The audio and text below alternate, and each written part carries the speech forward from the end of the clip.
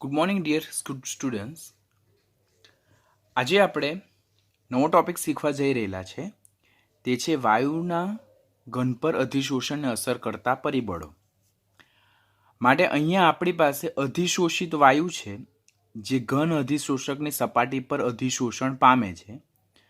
તો તેને અફેક્ટ કરતા જે ફેક્ટર છે, તેને પરિબળો જે છે તેના વિશે લર્ન કરવા જઈ રહેલા છે. This topic actually not given as a separate topic in our textbook. આપણી જે ટેક્સ્ટબુક છે તેમાં એક આઇસોલેટેડ ટોપિક તરીકે નથી આપેલો, પણ પાછળ એક્સરસાઇઝમાં એવા ઘણા બધા ક્વેશ્ચન છે કે જ્યાં સુધી આપણે આ ટોપિકને નહીં કરીએ ત્યાં સુધી એક્સરસાઇઝના ક્વેશ્ચન નહીં આવે.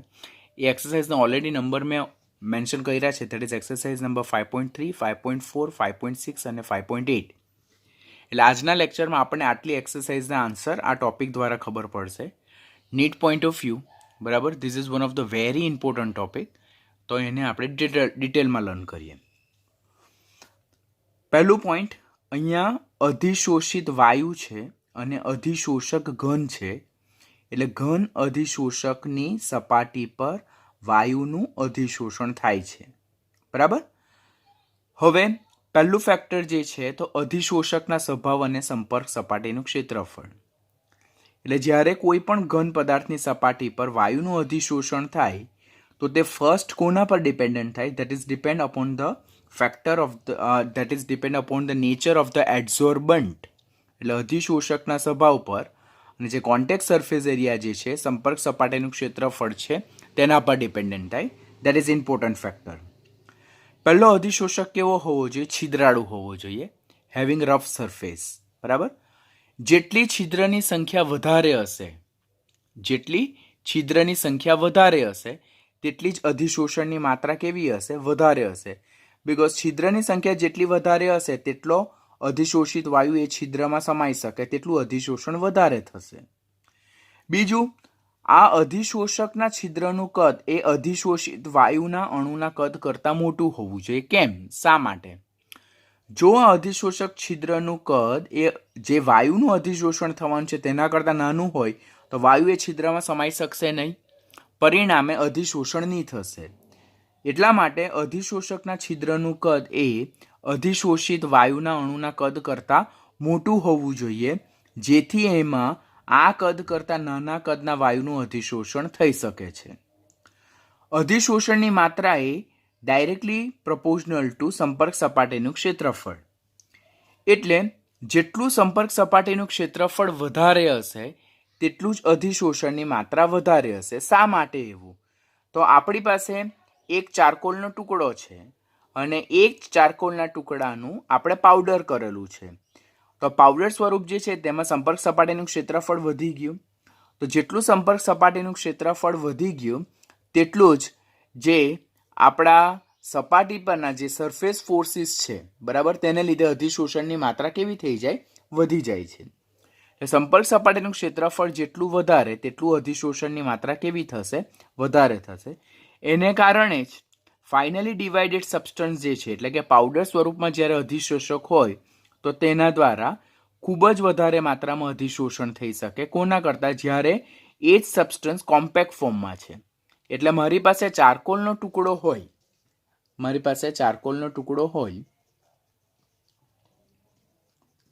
તેના કરતાં ચારકોલ પાવડર જે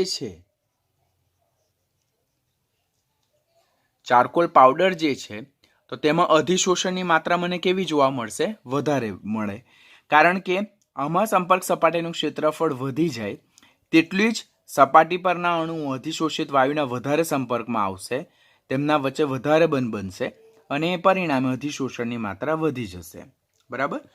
તો Fe, Ni, પ્લેટિનમ જેવી સંક્રાંતિ ધાતુ તત્વ એનો જો પાવડર લેવામાં આવે તો ડેફિનેટલી અધિશોષણની માત્રા આપણે શું કરી શકીએ છીએ? વધારી શકીએ છીએ.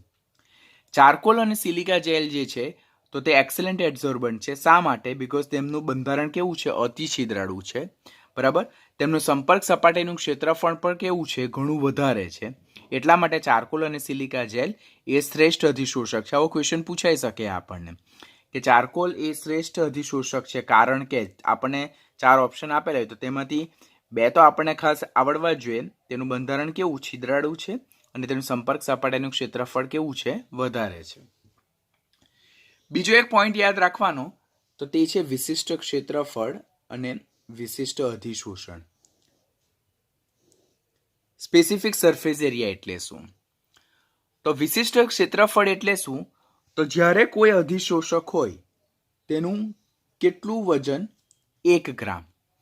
તો 1 ગ્રામ અધિશોષક દ્વારા જેટલું ક્ષેત્રફળ આપણને પૃષ્ઠ ક્ષેત્રફળ સરફેસ આપણને અવેલેબલ થાય તેને શું કહેવામાં આવે? વિશિષ્ટ ક્ષેત્રફળ કહેવામાં આવે.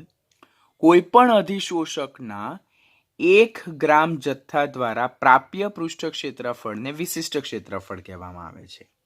એટલે મારી પાસે સપોઝ આ એક અધિશોષક છે, તેનું મેં કેટલું વજન લીધું છે? 1 ગ્રામ જેટલું વજન લીધું, અને તેના દ્વારા જેટલું બી મને ક્ષેત્રફળ પ્રાપ્ય થાય તેને શું કહેવામાં આવે?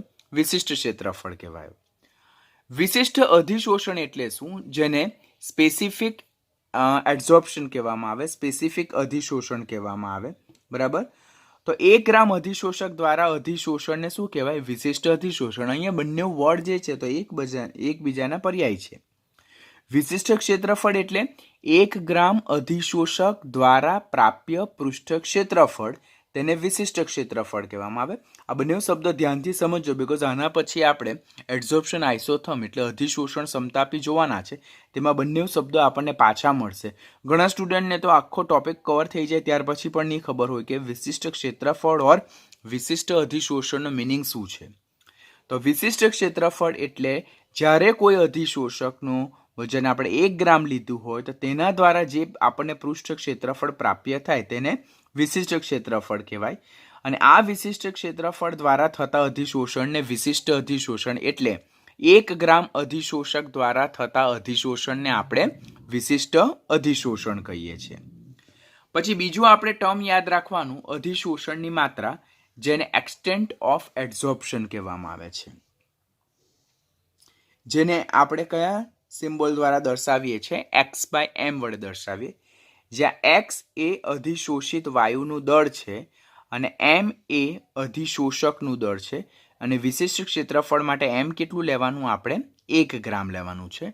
આનો આપણે અત્યારે ઉપયોગ નથી કરવાના, પણ જ્યારે અધિશોષણ સમતાપી એબ્ઝોર્પ્શન આઇસોથર્મ જોઈશું તો ત્યારે આપણે આના વિશે લર્ન કરશું. તો ટોપિક નંબર 1માં આપણે અધિશોષકના સ્વભાવ પર અધિશોષણ કેવી રીતે ડિપેન્ડ કરે તો યાદ રાખવાનું, અધિશોષક છિદ્રાળુ હોવો જોઈએ. જેટલી છિદ્રની સંખ્યા વધારે તેટલી અધિશોષણની માત્રા વધારે. પછી છિદ્રનું કદ અધિશોષિત વાયુના કદ કરતાં, વાયુના અણુના કદ કરતાં મોટું હોવું જોઈએ. સંપર્ક સપાટીનું ક્ષેત્રફળ જેટલું વધારે તેટલી અધિશોષણની માત્રા વધારે. એટલા માટે જ જે અધિશોષક જે છે તે કોમ્પેક્ટ ફોર્મમાં છે એના કરતાં પાવડર ફોર્મમાં હોય તો તેમાં સંપર્ક સપાટીનું ક્ષેત્રફળ વધી જાય, પરિણામે અધિશોષણની માત્રા વધી જાય છે. પછી વિશિષ્ટ ક્ષેત્રફળ અને વિશિષ્ટ અધિશોષણ એટલે શું? 1 ગ્રામ અધિશોષક દ્વારા પ્રાપ્ય પૃષ્ઠ ક્ષેત્રફળને વિશિષ્ટ ક્ષેત્રફળ કહેવામાં આવે અને 1 ગ્રામ અધિશોષક દ્વારા થતા અધિશોષણને વિશિષ્ટ અધિશોષણ કહેવામાં આવે. તો that is factor number 1. Factor number 2 કે જેના વિશે આપણે ઓલરેડી પ્રીવિયસ લેક્ચરમાં થોડુંક તો લર્ન કર્યું જ છે. અધિશોષિત વાયુના સ્વભાવ પર પણ અધિશોષણ ડિપેન્ડન્ટ છે. એટલે જે આપણું અધિશોષણ છે, એક્સટેન્ટ ઓફ એબ્ઝોર્પ્શન, અધિશોષણની માત્રા જે છે તો તે અધિશોષિત વાયુના સ્વભાવ પર પણ આધાર રાખે. આપણે ઓલરેડી પાછળના લેક્ચરોમાં પ્રીવિયસ લેક્ચરમાં જોયું કે જેમ ક્રાંતિક તાપમાન વધારે તેમ અધિશોષિત વાયુના પ્રવાહીકરણની સરળતા વધારે અને તેમ અધિશોષણની માત્રા શું થાય? વધારે.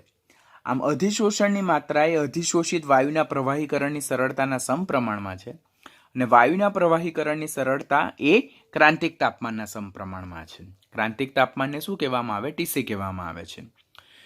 જો વાયુનું ક્રાંતિક તાપમાન વધારે, હવે આપણને એમ થાય કે સર આવું શા માટે થાય? તો વી ઓલરેડી લર્ન કે એટ ક્રિટિકલ ટેમ્પરેચર એટલે કે ક્રાંતિક તાપમાને વાયુના જે વાન ડર વાલ્સ આકર્ષણ બળો છે તેની પ્રબળતા વધારે છે. પરિણામે ક્રાંતિક તાપમાને જો વાયુનું ક્રાંતિક તાપમાન વધારે હોય તો તે વાયુના પ્રવાહીકરણ સરળતાથી થાય અને જેટલું વાયુનું પ્રવાહીકરણ સરળતાથી થાય તેટલી વાયુના અધિશોષણની માત્રા કેવી હશે? વધારે હશે.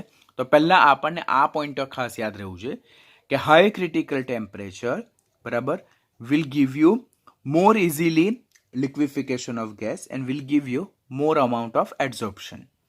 એટલે જેમ ક્રાંતિક તાપમાન વધારે તેમ વાન્ડરવાલ્સ આકર્ષણ બળોની પ્રબળતા વધારે, તેમ વાયુનું પ્રવાહીકરણ સરળતાથી થાય અને તેમ વાયુનું અધિશોષણ વધારે થશે.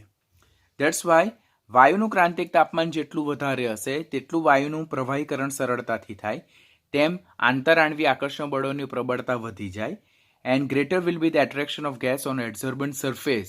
એટલે અધિશોષકની સપાટી પર વાયુનું આકર્ષણ વધારે થાય અને અધિશોષણની માત્રા શું થઈ જાય છે? વધી જાય છે. અહીંયા એક મેં ટેબલ મેન્શન કરેલ છે, વેરી ઇમ્પોર્ટન્ટ ટેબલ, કે એના બેઝ પર નીટમાં ખાસ ક્વેશ્ચન પૂછાય. ટેબલ તમારે ખાસ કરવાનું, not given in our text book, competitive level માટેનું ઇમ્પોર્ટન્ટ ટેબલ. બે, ટ્રાય ટુ રિમેમ્બર. બરાબર. હવે અહીંયા શું આપ્યું છે કે volume of gases at NTP adsorb by 1 gram of charcoal at 288 kelvin. NTP એટલે normal temperature and pressure, standard temperature and pressure. બરાબર. એટલે 1 ગ્રામ ચારકોલ દ્વારા અહીંયા એક તાપમાન સ્પેસિફાય કરેલ છે 288 કેલ્વિન. બરાબર. તો 1 ગ્રામ ચારકોલ દ્વારા જુદા જુદા વાયુનું જે એડઝોર્પ્શન થાય છે તે આપેલું છે. અહીંયા સાથે સાથે ક્રાંતિક તાપમાન પણ આપેલા છે. પહેલું અને છેલ્લું ડેટા જોઈએ તેના પરથી આપણને ઘણું પિક્ચર ક્લિયર થાય કે અહીંયા પહેલું હિલિયમ જે છે તો તેનું ક્રાંતિક તાપમાન 5.3 કેલ્વિન છે. તો તેનું અધિશોષણ બહુ અલ્પ માત્રામાં થાય કે જે નોંધાય પણ અને ની પણ નોંધાય. બીજું જે છે તો તે હાઇડ્રોજન આપેલ છે, તેનું ક્રાંતિક તાપમાન 4.7 કેલ્વિન આપેલ છે. તો તેનું અધિશોષણની માત્રા કેટલી છે? 4.7 ml ઓનલી. આ બાજુ જોઈએ તો સલ્ફર ડાયોક્સાઇડ છે. સલ્ફર ડાયોક્સાઇડ જો તેનું ક્રાંતિક તાપમાન 430 કેલ્વિન છે. તો તેનું અધિશોષણ કેટલું થયું? 380 ml થયું. સૌથી વધારે પાણી છે કે તેના ક્રાંતિક તાપમાન 647.15 કેલ્વિન છે. તો તેના અધિશોષણની માત્રા સૌથી વધારે. હવે કોઈને એમ થાય કે સર અહીંયા લખવાનું મિસ થઈ ગયેલું છે, તો જે સ્ટડી મટીરિયલ એટલે જે આપણી પાસે હાયર રેફરન્સ બુક છે તો તેમાં એ લોકો આ વેલ્યુ મેન્શન કરેલી નથી, but they are already in increasing order. જો અહીંયાથી આપણે 5.3, 4.7 એક એક્સેપ્શનલ, બરાબર, ત્યાંથી 126, 134, 154.8, 190, 304, 324, 406, 418, 430 અને 647.15. એટલે as we move from left to the right, એટલે ડાબી બાજુથી જમણી બાજુ તરફ જઈએ તેમ ક્રાંતિક તાપમાનના વેલ્યુ વધતા જાય છે. અને જેમ ક્રાંતિક તાપમાનના વેલ્યુ વધતા જાય તેમ અધિશોષણની માત્રા પણ કેવી થતી જાય છે? વધતી જાય છે. અહીંયા 16.2 છે. 16.2. તો જેમ ક્રાંતિક તાપમાનના મૂલ્ય વધતા જાય તેમ અધિશોષણની માત્રા પણ શું થતી જાય? વધતી જાય. હવે કોઈ કહે કે સર આટલા બધા ક્રાંતિક તાપમાન અને જે અધિશોષણના જે વોલ્યુમ છે તે કેવી રીતે યાદ રહે? મને પોતાને પણ યાદ નથી, ટ્રુલી સ્પીકિંગ. આપણે યાદ રાખવાના બી નથી, but we are having one sequence. અધિશોષણનો ક્રમનો ચડતો ક્રમ આપેલો છે. સૌથી ઓછું અધિશોષણ હિલિયમનું થાય છે, સૌથી વધારે અધિશોષણ કોનું થાય છે? પાણીનું થાય છે. તો આ જે સિક્વન્સ જે છે તે તમારે કમ્પલસરી યાદ રાખવાનું, because there are so many competitive exam in which the same question is asked for many times. આપણે હંમેશા બોલીએ કે કન્સેપ્ટ એક અને ક્વેશ્ચન અનેક, તો તે આ એક કન્સેપ્ટ એવો છે કે જે નીટની એક્ઝામમાં પૂછાવાને લાયક છે અને જે હંમેશા પૂછાય છે. તો આના પર આપણે ખાસ ફોકસ કરવાનું થશે. Then third factor, activation of adsorbent એટલે અધિશોષકનું સક્રિયકરણ. અધિશોષકનું સક્રિયકરણ એટલે શું? એટલે કે અધિશોષકને અધિશોષણ માટે ખૂબ જ સક્ષમ બનાવો. That is called as a activation of adsorbent. બરાબર. કે કોઈ એક અધિશોષક હોય તો તેની અધિશોષણ ક્ષમતા વધારવાની થાય. બરાબર. તે કેવી રીતે વધારવાની? તો એની સંપર્ક સપાટીનું ક્ષેત્રફળ વધારીને કરી શકાય, બાય અધર વે, ઓર એટલે કે એના પર જે ઓલરેડી વાયુ અધિશોષિત થયેલો છે તેને દૂર કરીને. તો આમ જુદા જુદા વેથી આપણે અધિશોષકનું સક્રિયકરણ કરી શકીએ. અધિશોષકનું સક્રિયકરણ એટલે શું? પહેલાં તો અધિશોષકનું સક્રિયકરણ એટલે અધિશોષકની અધિશોષણ ક્ષમતા વધારવી.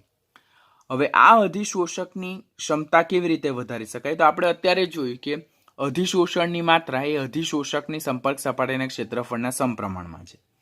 તો જો અધિશોષકની સંપર્ક સપાટીનું ક્ષેત્રફળ વધારશું તો આપણે અધિશોષકનું સક્રિયકરણ કરશું, એટલે એની અધિશોષણ કરવાની ક્ષમતા વધી જશે. પહેલા મેથડ છે તો બાય હીટિંગ એડઝોર્બન્ટ, એટલે ગરમ કરીને.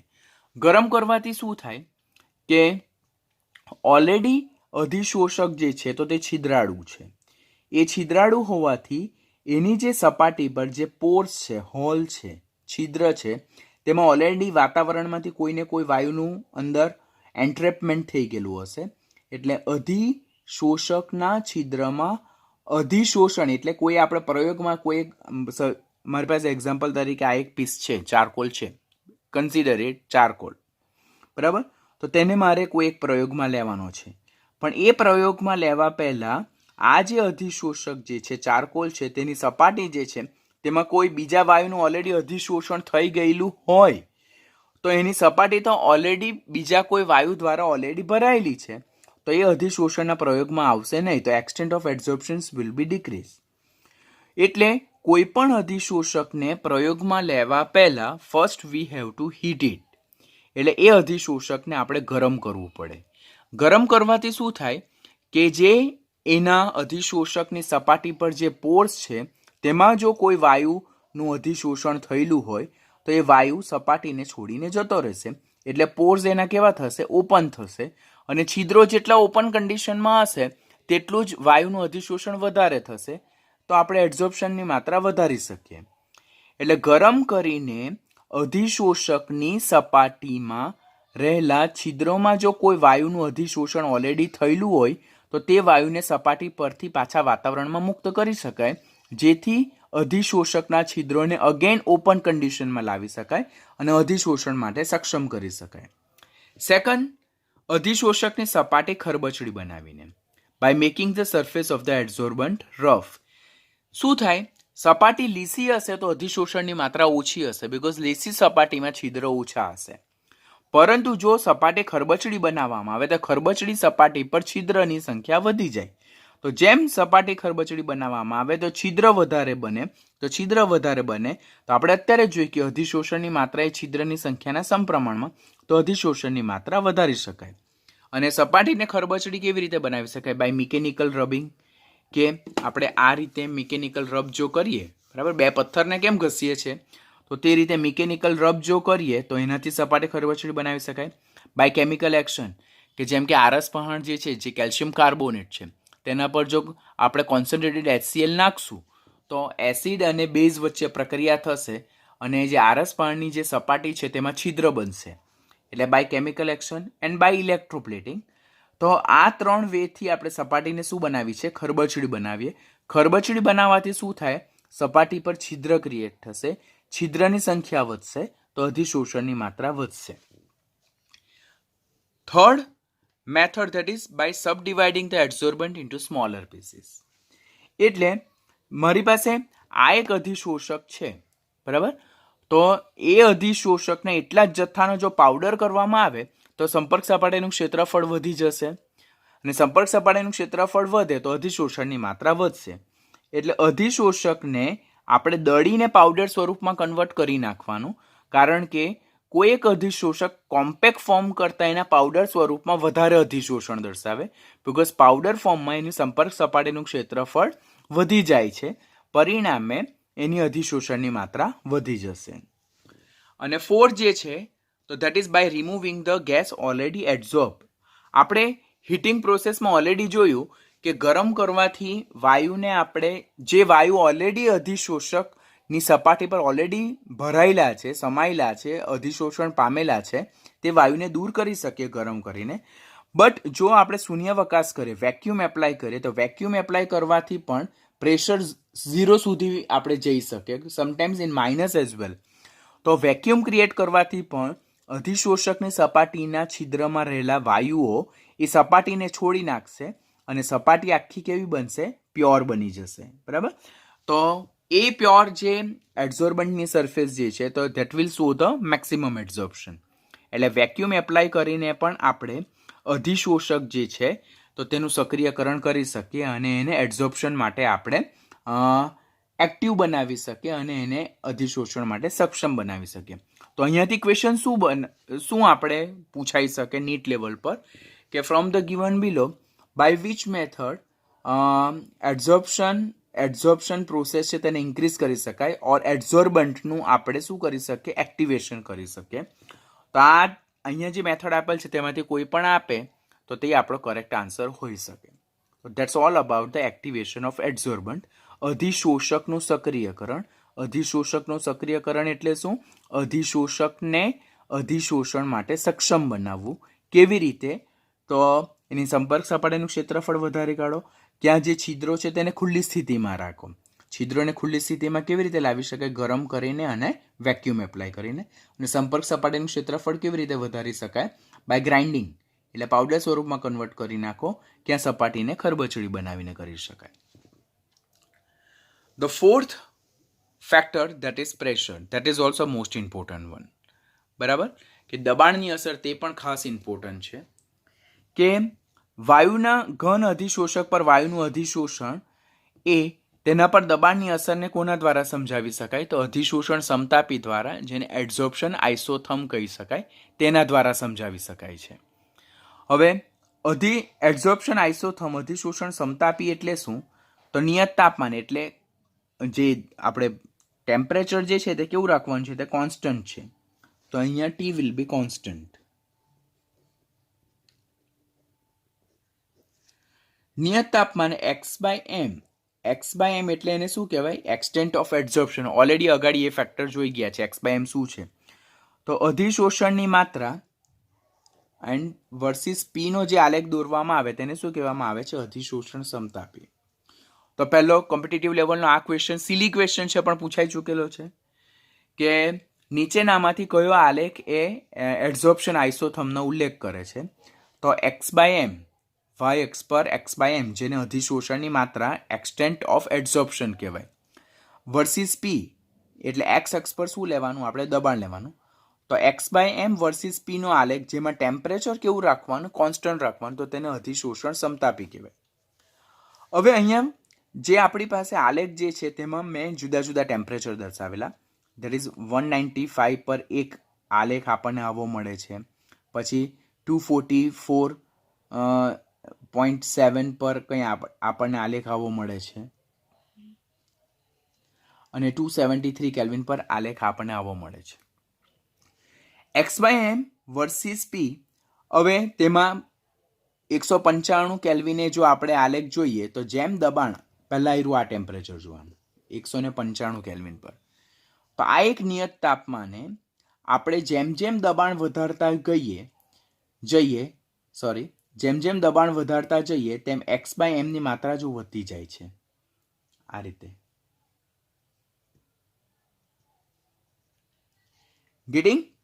તો જેમ દબાણ વધારતા જઈએ આપણે તેમ અધિશોષણની માત્રા શું થાય છે? વધતી જાય છે. તો કોઈ એક નિયત તાપમાને જેમ દબાણ વધારતા જઈએ તેમ અધિશોષણની માત્રા વધે. એટલે નીચા દબાણે અધિશોષણની માત્રા એ દબાણના સમપ્રમાણમાં છે. પણ એક સમય એવો આવશે કે જે સેચ્યુરેશન પ્રેશર દર્શાવે. શું દર્શાવે? સેચ્યુરેશન પ્રેશર દર્શાવે કે જ્યારે ફર્ધર એનાથી અગાડી અધિશોષણ કેવું થઈ જાય? સ્ટેટિક થઈ જાય, એટલે કોન્સ્ટન્ટ થઈ જાય. જો આ બધા. તો પહેલા તો આપણે શું યાદ રાખવાનું? અધિશોષણ સમતાપી એટલે શું? તો નિયત તાપમાને એટલે કે જ્યારે તાપમાન કોન્સ્ટન્ટ રાખવામાં આવે તો અધિશોષણની માત્રા that is x/m versus p નો આલેખ જે છે તેને અધિશોષણ સમતાપી કહેવાય. બરાબર? આ અધિશોષણ સમતાપી પરથી શું ખબર પડે કે કોઈ એક નિયત તાપમાને જેમ દબાણ વધારવામાં આવે તેમ અધિશોષણની માત્રા શું થાય છે? વધતી જાય છે. જો આપણને આ પ્રકારનો ગ્રહ. પરંતુ અમુક તાપમાને અધિશોષણની માત્રા અને અપશોષણની માત્રા કેવી થઈ જાય? સરખી થઈ જાય. અને ત્યારે પછી તમે ગમે તેટલું પ્રેશર વધારો તો તે અધિશોષણને વધારે અફેક્ટ કરતું નથી. માટે ત્યારે extent of adsorption will become constant. PS એટલે શું છે? તો એ સેચ્યુરેટેડ પ્રેશર છે. સેચ્યુરેશન પ્રેશર ઓર એને ઇક્વિલિબ્રિયમ પ્રેશર બી કહેવાય. જ્યારે રેટ ઓફ એડઝોર્પ્શન અને રેટ ઓફ ડિઝોર્પ્શન બંને સરખા બને, પરિણામે પીએસથી ઉપર જો દબાણ વધારવામાં આવે તો અધિશોષણની માત્રાને કોઈ ફરક પડતો નથી. એટલે પીએસથી ઊંચા દબાણે એક્સટેન્ટ ઓફ એડઝોર્પ્શન એ કેવું બને છે? કોન્સ્ટન્ટ બને છે. તો તે પોઈન્ટ આપણે યાદ રાખવાનો. હવે આ દબાણની અસરનો આલેખ છે. એટલે કોઈ એક નિયત તાપમાને x/m વર્સિસ દબાણનો આલેખ દોરવામાં આવે તો જેમ દબાણ વધતું જાય તેમ અધિશોષણની માત્રા શું થાય છે? વધતી જાય છે. એટલે નીચા દબાણે અધિશોષણની માત્રા એ દબાણના સમપ્રમાણમાં છે. જેમ જેમ દબાણ વધતું જાય તેમ તેમ અધિશોષણની માત્રા વધતી જાય છે. જેમ જેમ નીચા દબાણે એટલે અહીંયા જો પ્રેશર ઓછું છે, તો જેમ જેમ પ્રેશર વધતું જાય તેમ તેમ અધિશોષણની માત્રા શું થાય છે? વધતી જાય છે. અમુક પ્રેશર જેને સેચ્યુરેશન પ્રેશર ઓર ઇક્વિલિબ્રિયમ પ્રેશર કહેવાય, ત્યારે રેટ ઓફ એડઝોર્પ્શન અને રેટ ઓફ ડિઝોર્પ્શન એટલે અધિશોષણ પ્રક્રિયાનો વેગ અને અવશોષણ પ્રક્રિયાનો વેગ સમાન થઈ જાય, તો ત્યારે આ પીએસથી ઊંચા દબાણે તમે ગમે તેટલું દબાણ વધારો, અધિશોષણમાં કોઈ જાતનો ફરક પડવાનો નથી. ઇટ બીકમ કોન્સ્ટન્ટ નાઉ. તો એને કહેવાય દબાણની અસર. આપણે બે પ્રકારના એડઝોર્પ્શન આઇસોથર્મ લર્ન કરવાના છે. એક ફ્રેન્ડલ્યુચ એડઝોર્પ્શન આઇસોથર્મ અને સેકન્ડ વન છે લેંગમિયર એડઝોર્પ્શન આઇસોથર્મ. આ લેંગમિયર એડઝોર્પ્શન આઇસોથર્મ જે છે તો તે આપણી ટેક્સ્ટબુકમાં નથી, તો એને આપણે કોમ્પિટિટિવ પોઈન્ટ ઓફ વ્યૂ જોવાના છે.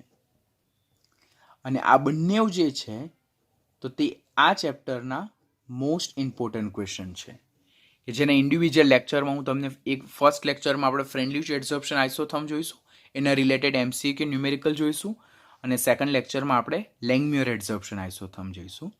તો that's all about the effect of pressure. બરાબર. ઇફેક્ટ ઓફ પ્રેશરમાં શું યાદ રાખવાનું કે અધિશોષણ એ દબાણના સમપ્રમાણમાં છે. એટલે દબાણ વધારતા અધિશોષણની માત્રા શું થાય છે? વધતી જાય છે. But that is up to saturation pressure. એટલે કે પીએસ સુધી અધિશોષણની માત્રા એ દબાણના સમપ્રમાણમાં છે. પીએસથી ઉપર, પીએસ એટલે શું? સેચ્યુરેશન પ્રેશર, ઇક્વિલિબ્રિયમ પ્રેશર, કે જ્યાં રેટ ઓફ એડઝોર્પ્શન અને રેટ ઓફ ડિઝોર્પ્શન સેમ થઈ જાય, એનાથી ઊંચા દબાણે તમે ગમે તેટલું દબાણ વધારો, અધિશોષણની માત્રાને કોઈ જાતનો ફરક પડતો નથી. તો rate of adsorption will become constant. Next that is effect of temperature. તાપમાનની અસર ઓલરેડી આપણે પાછળ જોઈ ગયેલા છે કે જ્યારે વાયુ અધિશોષક હોય અને ઘન અધિશોષક હોય તો તાપમાન ઘટાડતા અને દબાણ વધારતા અધિશોષણની માત્રા વધે છે. બરાબર. અને વાયુનું ઘનની સપાટી પર અધિશોષણ થાય છે અને ઉષ્મા શું થાય છે? છૂટી પડે છે. એટલે અહીંયા તાપમાનમાં શું છે કે અધિશોષણ, કોઈ પણ અધિશોષણ, રાસાયણિક અધિશોષણ હોય કે ભૌતિક અધિશોષણ હોય, બંને એ ઉષ્માક્ષેપક પ્રક્રિયા છે. બીકોઝ બંને અધિશોષણ દરમિયાન બોન્ડ ફોર્મેશન જોવા મળે, બંધ નિર્માણની પ્રક્રિયા થાય, એટલે ઉષ્મા છૂટી પડે છે. તો અધિશોષણ એ ઉષ્માક્ષેપક પ્રક્રિયા છે. એટલે જો આપણે તાપમાન ઘટાડીએ તો લસેટેરિલના સિદ્ધાંત મુજબ પ્રક્રિયા કઈ દિશામાં આગળ વધે છે? પુરોગામી દિશામાં આગળ વધે. એટલે તાપમાન ઘટાડતા, દબાણ વધારતા જે અધિશોષણ છે તો તે પ્રક્રિયા પુરોગામી દિશામાં આગળ વધશે. એટલે અધિશોષણ પ્રક્રિયાનો વેગ વધશે, સંઘનન પ્રક્રિયા થશે અને ઉષ્મા છૂટી પડશે. પરંતુ જો તમે તાપમાન વધારશો તો અહીંયા ઉષ્મા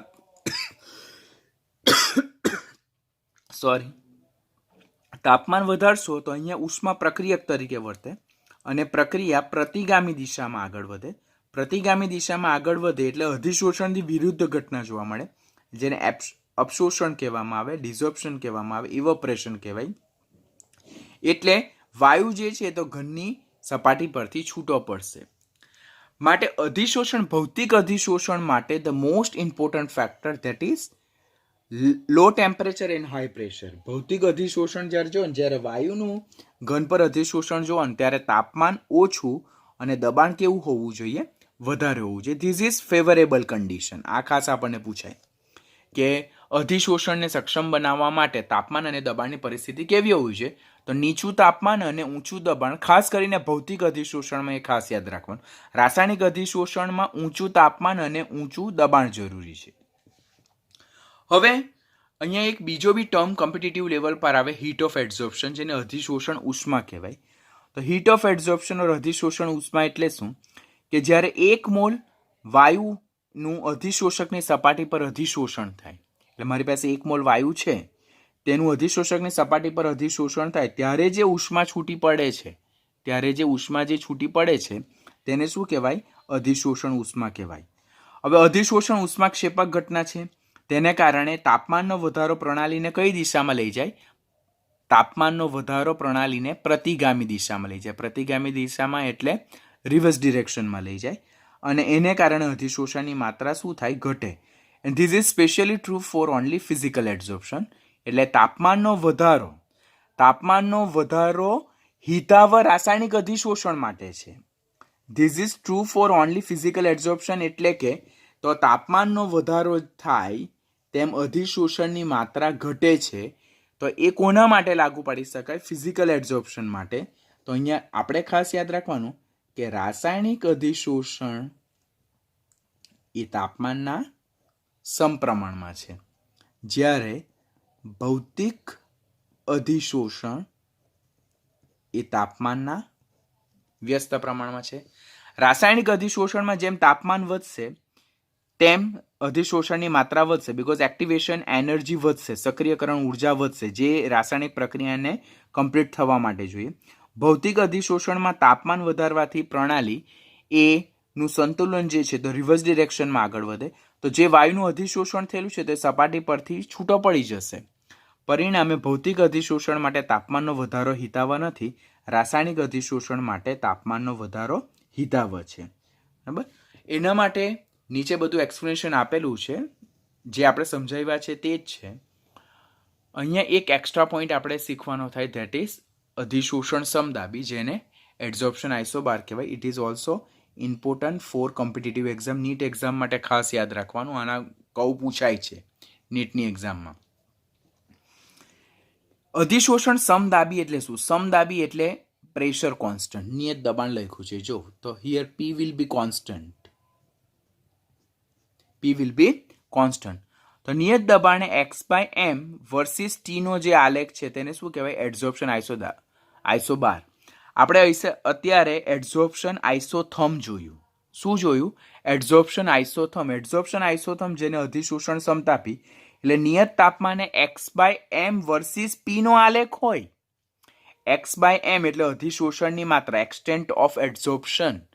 તો x/m વર્સિસ P નો જો આલેખ હોય તો તેને અધિશોષણ સમતાપી કહેવાય.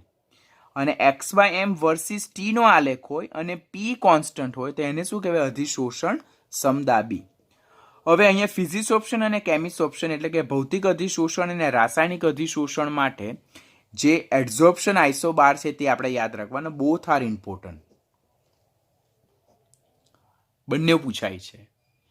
ભૌતિક અધિશોષણમાં જેમ તાપમાન વધારવામાં આવે તેમ અધિશોષણની માત્રા ઘટે છે જો. પરંતુ રાસાયણિક અધિશોષણમાં શરૂઆતમાં જેમ તાપમાન વધારવામાં આવે તેમ અધિશોષણની માત્રા વધે છે, કારણ કે સક્રિયકરણ ઉર્જા વધારે છૂટી પડે. સક્રિયકરણ ઉર્જા જે આપણને જોઈએ પ્રક્રિયાને સક્ષમ બનાવવા માટે તો તે મળી રહે. ત્યારબાદ જેમ તાપમાન વધતું જાય, જેમ તાપમાન શું થાય છે? વધતું જાય, તો તેમ અધિશોષણની માત્રા શું થઈ જાય છે? ઘટે. શા માટે ઘટે? તો જેમ તાપમાન વધતું જાય તો તે જે વાયુનું ઓલરેડી અધિશોષણ થયેલું છે તો તેને સપાટી પરથી છૂટો કરતો જાય. પરિણામે રાસાયણિક અધિશોષણ દરમિયાન શરૂઆતમાં જેમ તાપમાન વધે, બરાબર, તેમ અધિશોષણની માત્રા વધે. It will go to the highest peak of the bell shaped curve. Then after as we increase the temperature, it will going to decrease. એનું એક્સપ્લેનેશન ઓલરેડી સ્ટડી મટીરિયલમાં મેન્શન કરેલું છે. PDF જે પ્રોવાઈડ કરીશ તેમાંથી યુ હેવ ટુ રીડ. મેં already તમને પાછલા લેક્ચરમાં સમજાવી દીધેલું છે. હવે એડઝોર્પ્શન આઇસોથર્મ જે છે તો જેમાં ટેમ્પરેચરની ઇફેક્ટ જે છે ધીસ ઇઝ ઇમ્પોર્ટન્ટ. કે x/m વર્સિસ P તો એને એડઝોર્પ્શન આઇસોથર્મ કહેવાય, કે જેમાં T શું છે? કોન્સ્ટન્ટ છે. અહીંયા T1 is less than T2 is less than T3, એટલે આ સૌથી નીચું તાપમાન છે. It is minimum temperature and it is maximum temperature. તો મિનિમમ ટેમ્પરેચરે જો અધિશોષણની માત્રા જો, આ અધિશોષણની માત્રા, અને મેક્સિમમ ટેમ્પરેચરે જો આ અધિશોષણની માત્રા કઈ આપણને હાઈએસ્ટ જોવા મળે, તો this is highest and this is lowest. એટલે તાપમાન જો આપણે ઓછું રાખીએ તો અધિશોષણ હાઈએસ્ટ જોવા મળે, ને તાપમાન જો વધારવામાં આવે તો અધિશોષણ શું જોવા મળે, લોએસ્ટ જોવા મળે. એટલે આ એબ્ઝોર્પ્શન આઇસોથર્મ શું દર્શાવે કે નીચા તાપમાને અધિશોષણ વધારે જોવા મળે, અને જેમ તાપમાન વધારવામાં આવે તેમ અધિશોષણની માત્રા કેવી થતી જાય, ઘટતી જાય. કોમ્પિટિટિવની એક્ઝામમાં આ પ્રકારનો કર્વ આપેલો હોય, T1 T2 અને T3 આપેલું હોય, પણ એ લોકોમાં કયું હાઈએસ્ટ કયું લોએસ્ટ નહીં આપેલું હોય, તો તે આપણને ખબર પડવું જોઈએ કે નીચા તાપમાને જોજો, બી વેરી કેરફુલ, આ ક્વેશ્ચન કોમ્પિટિટિવમાં ખાસ આવે છે. નીચા તાપમાને અધિશોષણની માત્રા હાઈએસ્ટ છે, ને જેમ તાપમાન વધારતા જઈએ તેમ ઊંચા તાપમાને અધિશોષણની માત્રા એક્સટેન્ટ ઓફ એબ્ઝોર્પ્શન ઘટે છે. જો તો નીચા તાપમાને ભૌતિક અધિશોષણની માત્રા વધારે છે, અને ઊંચા તાપમાને ભૌતિક અધિશોષણની માત્રા ઓછી છે. તો તે માટે યાદ રાખવાનું, માટે ભૌતિક અધિશોષણ માટે તાપમાનનો વધારો એ હિતાવહ નથી. that we already discussed. So these are the factors that affect the extent of absorption. પહેલું અધિશોષકના સ્વભાવ પર, બીજું અધિશોષિતના સ્વભાવ પર, ત્રીજું અધિશોષકનું સક્રિયકરણ, ચોથું દબાણની અસર, અને પાંચમું તાપમાનની અસર. બરાબર, ખૂબ ઇમ્પોર્ટન્ટ ટોપિક, ટેક્સ્ટબુકમાં વેરી શોર્ટલી એક્સપ્લેન કરેલો છે, આઇસોલેટેડ ટોપિક તરીકે નથી આપ્યો. આપણે કોમ્પિટિટિવ પોઈન્ટ ઓફ વ્યૂ આટલું ડિટેલમાં શીખવાનું જ થાય, તો એને ડિટેલમાં શીખજો. નહીં સમજ પડે તો 2 વખત વિડીયો લેક્ચર જોજો, કારણ કે નીટ લેવલના ક્વેશ્ચન આ ટોપિકમાંથી તમને ખાસ પૂછાય છે. ધેન આફ્ટર ઓલ્સો જો તમને નહીં સમજ પડે તો call me any time, we will definitely clear the topic. This one is important topic for NEET purpose, NEET point of view. તો ડોન્ટ સ્કીપ ધ ટોપિક, અને એને ટોપિકને ધ્યાનથી લર્ન કરજો.